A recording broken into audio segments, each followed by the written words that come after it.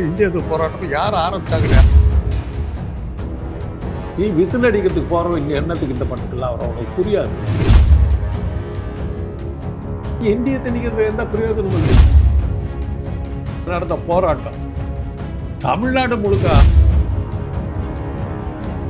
திமுக தானே ஓடி போய் பார்த்தான். ஏன் சாட்டை போடுறாங்க? எனக்கு அதிக சீட்டு கொடுக்குறாங்க. மத்திய அரசாங்கம் கொஞ்சம் பயந்து இப்போதைக்கு அதை நாங்கள் ஒத்தி வைக்கிறோம். இந்தியா எங்க பெட்ரோல் வாங்கணுங்கிறது ட்ரம்ப் சொல்றாரு. அப்ப நீ எதுக்கு ஆட்சியில் இருக்கு? பலரும் நம்ம நிகழ்ச்சிகளை தொடர்ச்சியாக பார்க்குறீங்க. ஆனால் சப்ஸ்கிரைப் பண்ண மறந்துடுறீங்க. நம்ம நேயர்கள் மறக்காமல் சப்ஸ்கிரைப் பண்ணுங்கள். இனி வரும் நாட்களில் நிறைய அரசியல் பேச வேண்டியிருக்கு.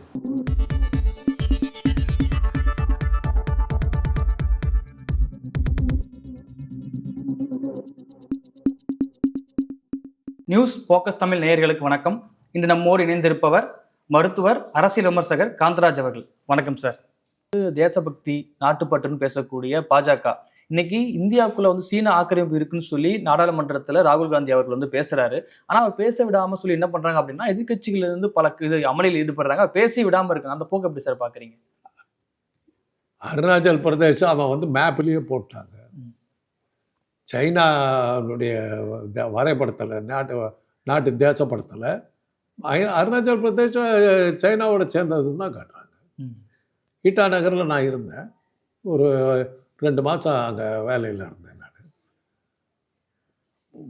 அதாவது ஜல்பைகுரின்னு ஒரு ஊர் வருதுங்க அசாம்லேருந்து போகும்போது. அந்த ஊரை தாண்டின உடனே அந்த மேகாலயா அந்த பார்டர் அதெல்லாம் வருது, அந்த எல்லைகள்லாம் வருது. மக்கள் பூரா மங்கோலியர்கள் மாதிரி இருக்காங்க, எல்லாமே சைனீஸ் மாதிரி இருக்காங்க. நம்ம ஊர் லுக்கே இல்லை.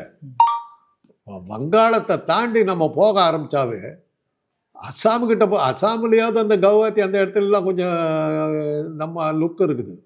அதையெல்லாம் தாண்டிட்டு மேகாலயா பக்கம்லாம் போனோம்னா மங்கோல் தான். மணிப்பூரில் இருந்தேன், சூர்சந்தாப்பூர்ங்கிற ஊரில் இருந்தேன். எல்லாம் மங்கோல். அவங்க நான் ஒரு லெக்சர் கொடுக்கறதுக்காக தான் போயிருந்தேன். அந்த அசாம் யூனிவர்சிட்டியில், ஹில் யூனிவர்சிட்டியில் ஒரு லெக்சர் நான் கொடுக்கணும். ஏன்னா அந்த பதிவாளர் என்னை அறிமுகப்படுத்துகிறார். டாக்டர் காந்தராஜ் இஸ் ஃப்ரம் இந்தியான்னார். எப்படி? அவங்க இந்திய தேசத்தோடவே அவங்க இல்லை. அப்போ ஈட்டா நகரில் இருந்தபோது அங்கே பூராமே எங்கே பார்த்தாலும் புத்திசம் இருக்குது. ஒரு பெரிய மலை, அந்த மலைக்கு அந்த பக்கம் சைனா. நம்ம பரங்கி மலை விட இன்னும் சொல்லப்போனால் ஒரு ஏற்காடு சைஸில் ஒரு மலை. அந்த மலை அந்த மலைக்கு அந்த பக்கம் சைனா. ஆக இவங்களுடைய போக்குவரத்து, இவங்களுடைய தொடர்புகள், இவங்களுடைய எல்லாமே சைனாவோட தான் இருக்குது. அதனால தான் அவர் ரொம்ப சர்வசாதாரமாக வீடெல்லாம் கட்டி, கடையெல்லாம் கட்டி, மேப்பையோ அருணாச்சல் பிரதேசம் இதுலேயே சேர்த்திட்டான்.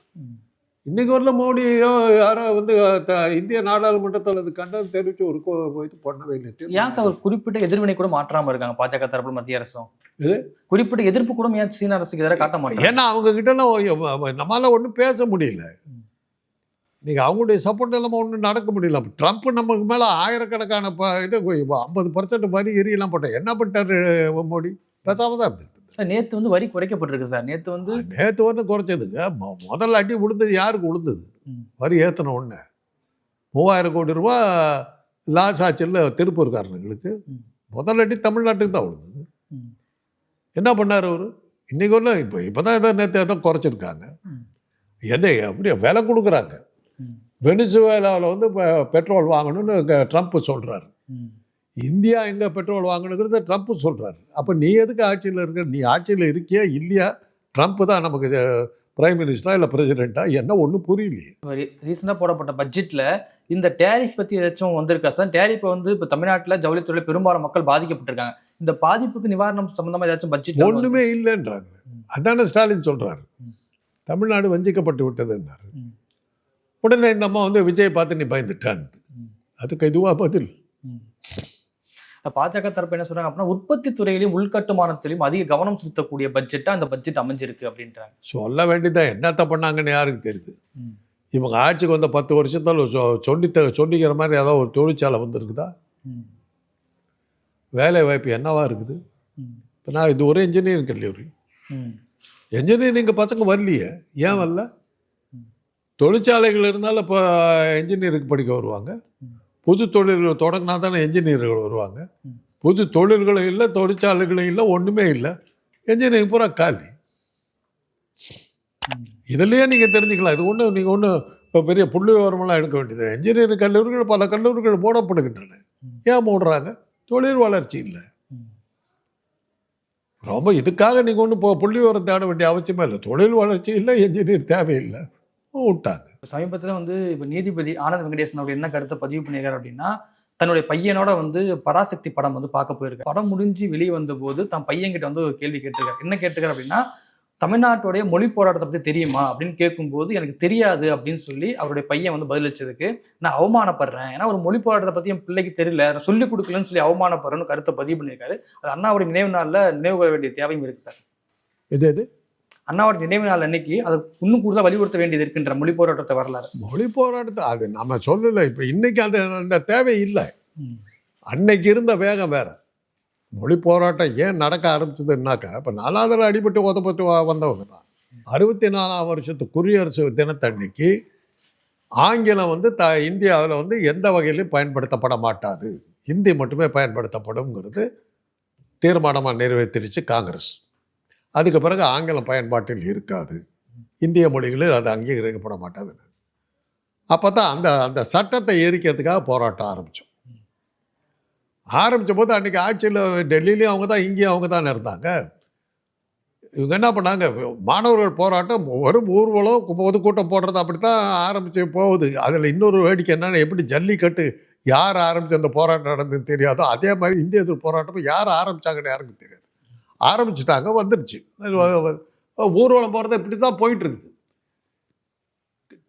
மதுரையில் இருக்கிற காங்கிரஸ்காரனுங்க திமுக அலுவலகத்துக்குள்ளார பூந்து அங்கேருந்த மாணவர்கள் எல்லாம் உட்காந்து பேசிக்கிட்டு போது எல்லாத்தையும் பிடிச்சி அடி உதச்சிட்டாங்க. அப்படி அடி வாங்கினவர் தான் காளிமுத்து. காளிமுத்து யாருன்னு உங்களுக்கு தெரியும், உங்களுக்கு சொல்லமா தெரியும்னா சீமானுடைய மாமன்னர், அப்படி சொன்னால் தான் தெரியும்.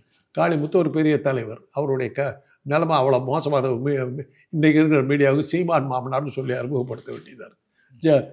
அந்த எதிர்போராட்டத்தில் அவர் கைது பண்ணி 1 வருஷம் ஜெயிலில் போட்டாங்க. அப்படிப்பட்ட அவங்கெல்லாம் அடி வாங்கிட்டாங்க. அடி வாங்கின உடனே மாணவர்களை அடிச்சுட்டாங்கன்ன உடனே அங்கொன்றும் இங்கொன்றுமா இருந்த சில கல்லூரிகளில் நடந்த போராட்டம் தமிழ்நாடு முழுக்க ஆரம்பித்து பயங்கரமாக போயிடுச்சு. சுதந்திர போராட்டத்தில் கூட தமிழ்நாடு இவ்வளோ வேகமாக இருக்கலைங்கிறது தான் பார்வையாளர்களுடைய இது. வன்முறை பயங்கரமாக தலைவரிச்சாட ஆரம்பிச்சு. திருப்பூரில் 2 போலீஸ் அதிகாரிகள் உயிரோடு நெருப்பிச்சு கொளுத்திட்டாங்க. அண்ணா உடனே சொல்லிட்டார், இதில் தீவிரவாதிகள்லாம் பூந்துட்ட மாதிரி இருக்குது, அதுக்கு திமுக வந்து பொறுப்பே இருக்காது, போராட்டத்தை ஆரம்பிச்சுட்டு தயவுசெய்து நிறுத்துங்க போதுங்கிற அளவுக்கு போயிடுச்சு. எக்மோரில் வந்து துப்பாக்கி சூடு நடந்தது. அன்றைக்கி இருந்த 3%காரங்க அந்த செய்தியெல்லாம் வெளியிடலை. ஏன்னா அன்றைக்கி பத்திரிகைகள் பூரா அவங்க கையில் அந்த செய்தியெல்லாம் வெளியே வரல. பல விஷயங்களை மறைச்சாங்க. மறைக்க தான் இன்னும் வேகம் ஜாஸ்தியாச்சு. அப்புறம் வந்து நேருடைய உறுதிமொழியை நீங்கள் வந்து நிறைவேற்ற சொன்னால் நிறுத்த முடியாதுன்னும் போது நெருப்பு வச்செல்லாம் கொளுத்தி இதெல்லாம் இப்போ ரயில் போட்டியெல்லாம் எரியுதுன்ன உடனே மத்திய அரசாங்கம் கொஞ்சம் பயந்து இப்போதைக்கு அதை நாங்கள் ஒத்தி வைக்கிறோன்னு சொல்லிட்டாங்க. நேரு என்ன வாக்குறுதி கொடுத்தாருன்னா, ஹிந்தி பேசாத மக்கள் விரும்புகிற வரையில் ஆங்கிலம் தொடர்பு மொழியாக நீடிக்கும்னு கொடுத்தாரு. அதைத்தான் இவங்க மாற்றினாங்க. அப்படி தான் அந்த போராட்டம் நடந்தது. அப்போ வந்து என்ன சொன்னாங்கன்னா, ஹிந்தி படித்தாக்க காங்கிரஸ்காரங்க அவங்களுக்கு பேசவும் வராதுங்கிறத ப்ரூவ் பண்ணாங்க. ஹிந்தியெல்லாம் படிச்சிங்கன்னா டெல்லியில் போய் டீ கடை வைக்கலான்னாங்க. அதுக்கு தான் கடைங்க, டெல்லியில் போய் டீ கடை வைக்கிறதுக்கு எதுக்கிட்ட ஹிந்தி படிக்கிறேன், இங்கே நான் டீ கடை வச்சுக்கிறேன்னாங்க. இந்த மாதிரி உளறலுடைய இதெல்லாம் நிறையா இருந்தது. அது காமராஜருடைய பேர் கெட்டது அதில் தான் கெட்டுச்சு. ஹிந்தி எதிர்ப்பு போராட்டத்துக்கு அவர் சப்போர்ட் பண்ணல. ஆமாம், ஹிந்தி படிக்காமல் என்ன பண்ணுவேன் அப்படின்னார். அது மாதிரிலாம் காங்கிரஸ்காரர்கள் பேசி போனாங்க. இந்திய எதிர்ப்பு போராட்டத்தில் தீக்குடிச்சு செத்த 6 பேர் செத்தாங்க. அவங்க செத்ததுக்கெல்லாம் காரணம் அவங்களுக்கு பல நோய்கள் இருந்தது. அவங்களாம் தற்கொலை பண்ணிக்கிட்டு நினச்சிக்கிட்டு இருந்தபோது இந்திய எதிர்ப்பு போராட்டம் காட்டிட்டு நெருப்பு வச்சு கொளுத்திக்கிட்டாங்கன்னு பேசுனதெல்லாம் யாருன்னா ஜெயகாந்தன், கண்ணதாசன் போன்றவர்கள் அந்த மாதிரிலாம் பேசுனாங்க. அதை கொச்சப்படுத்தினாங்க. இதெல்லாம் சேர்ந்து தான் மக்கள் மத்தியில் பெரிய வெறுப்பு உண்டாச்சு. 65 நடக்குது இந்த போராட்டம். 67 திமுக ஆட்சிக்கு வந்துருச்சு. அன்னைக்கு போன காங்கிரஸ் தான், இந்த ஊரில் வரல. இதெல்லாம் இப்போ நம்ம வந்து இது சொல்ல வேண்டியது. இன்றைக்கி டிஜிட்டல் உலகத்தில் மொழிங்கிறது ஒரு பெரிய இஷ்யூவே இல்லை. கம்ப்யூட்டருக்கு அந்த மொழி பயன்பட்டால் ஒழிய நீங்கள் மொழியை திணிக்கிறதுல பிரயோஜனமே இல்லை. ஹிந்தி பேசுறதுல என்ன அர்த்தம் இருக்குது? ஹிந்தி இன்னும் கம்ப்யூட்டருக்கு சரியாக வரல. ஒரு விஷயம் தெரியுமா உங்களுக்கு? அது எவ்வளோ தமிழ்நாடு இருக்க எத்தனை பேத்துக்கு தெரியுது?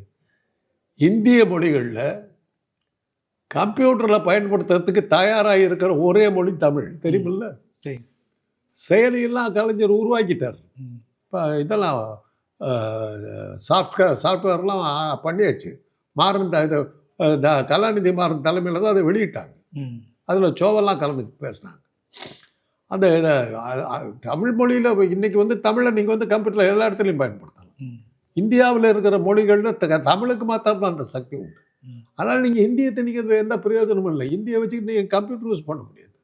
நீங்கள் கம்ப்யூட்டர் இல்லாமல் ஒன்றுமே பண்ண முடியாது. விஞ்ஞானம் அறிவியல் துறை வளர வளர வளர மொழியினுடைய தேவை குறையுது. எந்த மொழியில் சொன்னால் அது புரியுமோ அந்த மொழிக்கு தான் நம்ம போயாகணும். ஏன் ஆங்கிலத்தை நம்ம வேணுங்கிறோம்? உலகளாவிய மொழி பல இடங்களுக்கு. உலகளாவிய மொழி இல்லை, உண்மை அது இல்லை. ஆங்கிலம் இங்கிலாண்டில் தான் இருக்குது. ஐரோப்பாவில் போய் இங்கிலீஷ் வச்சுட்டு நீங்கள் ஒன்றும் பண்ண முடியாது. தெரியுமில்ல? இங்கிலாண்ட்லேயே இங்கிலீஷை வச்சுட்டு ஒன்றும் பண்ண முடியாது. தெரியுமா உங்களுக்கு? இங்கிலாண்டுங்கிறது யுனைடெட் கிங்டம்னு பேர். 3 நாடுகள், ஸ்காட்லாந்து, அயர்லாந்து, இங்கிலாந்து. 3 நாடுகள். ஸ்காட்லாண்டில் ஸ்காட்டிஷ் பேசுவோம், அயர்லாண்டில் ஐரிஷ் பேசுவோம். நான் அயர்லாண்டில் இருந்திருக்கேன். இங்கிலீஷ் தான், எழுத்துக்கள்லாம் இங்கிலீஷ் தான், பட் ஸ்பெல்லிங் வேறு. கார்டிஃப்ங்கிற ஊரில் இருக்கிறேன் நான். அந்த ரயில்வே ஸ்டேஷன் வரும்போது எனக்கு அந்த அதில் ஐரிஷ் லாங்குவேஜில் எழுதியிருக்கான். ஸ்பெல்லிங் என்னென்னா, கார்டிஃபுக்கு என்ன ஸ்பெல்லிங்னா CARDIFF, கார்டிஃப். அங்கே போய் இறங்கினாக்கா CARDYDD, கார்டிட்ன்னு இருக்குது. ஐரிஷில் அந்த டி எஃப் சவுண்டு வருது. ஆக இங்கிலாண்ட்லேயே இங்கிலீஷ் இல்லை, பிரிட்டன்லேயே இங்கிலீஷ் இல்லை. பல ஐரோப்பிய நாடுகளில் சுவிட்சர்லாண்ட்லாம் போனாக்கா அந்த கடைகளில் இங்கே போர்டு போட்டிருக்கும், இங்கிலீஷ் ஸ்போக்கன் ஹியர். இப்படி ஒரு குறுகலான மொழி தான் அது. மக்கள் பல பேர் பேச. ஆனால் அறிவியல் மொழி உங்களுக்கு விஞ்ஞானம் பூராமே இங்கிலீஷில் தான் இருக்குது. சைனாக்காரனு ரஷ்யாக்காரனு இங்கிலீஷ் ஏன் கற்றுக்கிறான்னாக்கா அறிவியலுக்கு அது தேவை. புதுசு புதுசாக கண்டுபிடிக்கிறது பூரா இங்கிலீஷில் தான் வெளியிடுறான். அதனால தான் இங்கிலீஷை அதுக்காக தான் இங்கிலீஷை நம்ம படிக்கிறோம், உலகத்தோடு சேர்ந்து போகணும். மற்றபடி தமிழோட பிரமாணமான மொழியெல்லாம் கிடையாது. தமிழை ஏன் பெரியார் காட்டு மிராட்டி மொழின்னாரு? கவிதை எழுதுறதுக்கு பயன்படுத்திக்கிட்டு இருக்கிறடா. அறிவியல் மொழியாக நீ வளர்த்துலையே, அது காட்டு மிராட்டி மொழியால் போயிட்டு இருக்குதுன்னாரு. உடனே இந்த 3% பெரியார் காட்டு மிராட்டி மொழின்னு சொன்னார். மொழி செத்த மொழின்னு கூட தான் சொன்னாங்க. அதுக்காக யாருன்னா இதை நீ தற்கொலை பட்டியா இருந்தால் அது வேறு விஷயம். ஸோ அதுக்கப்புறம் தான் அப்போ தான் கலைஞர் அறிவியல் தமிழ்னு ஒரு இதை ஆரம்பித்து அதில் உறுப்பினர்கள்லாம் போட்டு தமிழை அறிவியல் மொழியாக மாற்றுறதுக்கு எல்லா முயற்சிகளும் எடுத்தாங்க. ஜெயலலிதா ஆட்சிக்கு வந்தப்புறம் அது அப்படியே போயிடுச்சு. நானும் அதில் உறுப்பினராக இருந்தேன்.